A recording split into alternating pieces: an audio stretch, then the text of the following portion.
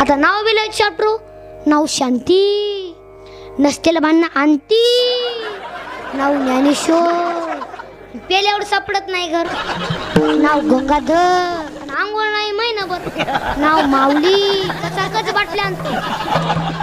आता एका आजीला झाली ना, त्या नातीचं नाव काय ठेवायचं? जनाबाई, मुक्ताबाई, कानूपात्रा, सुंदर जसं नाव ठेवायचं ना. म्हातारी बघायची टीव्ही, नाव काय ठेवलं? पप्पी. आता पप्पी आजी मागे समाधी सोडायला कुठं? आळंदीला. तिथं लाखो वारकरी, सर्व सुखाची लहरी, ज्ञानाबाई अलंकापुरी.